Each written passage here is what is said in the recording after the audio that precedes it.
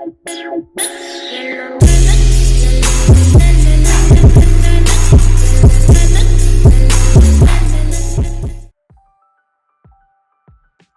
it going, YouTube? It's RJ here, and welcome back to another figure review on the channel.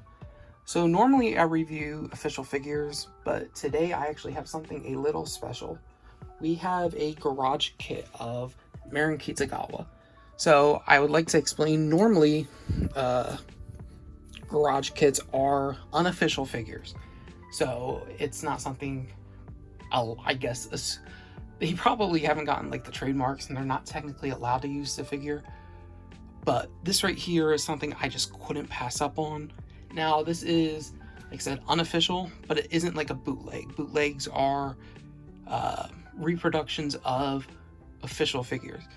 These right here are limited pieces, and they actually are usually made out of resin. So I've done, I believe, a review on a single resin figure, and that was a Nezuko bust. I own currently, I think, 3 resins altogether, this being one of them. Now, this right here came with a nude body Marin Kitagawa with a secondary base. I'm not going to show that one off. The secondary base is kind of just a standard black base. But this right here is the figure. I kind of want to show her off before I put her onto the base. The painting is done phenomenally here. I'm usually extremely careful with resins because they are a lot more fragile.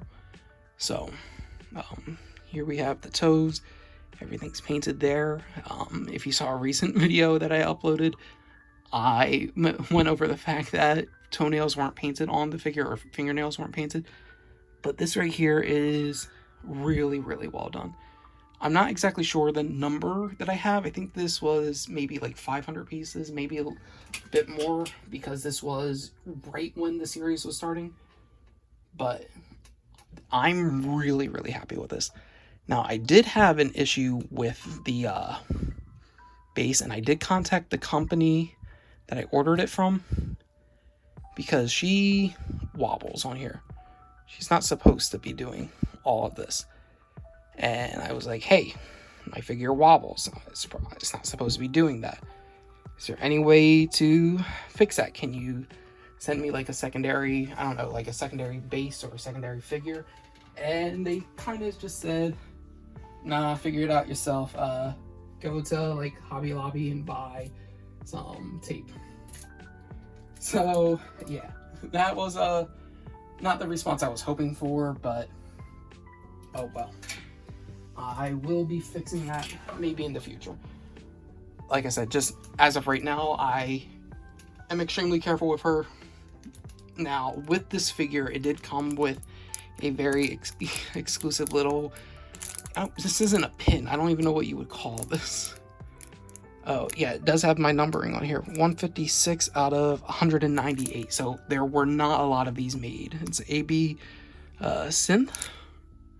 So yeah, this is an incredible figure. The nude one, I can talk about it real quick. It's fine. It does what it's supposed to do. I paid extra for it, but I mean, it's just an additional figure.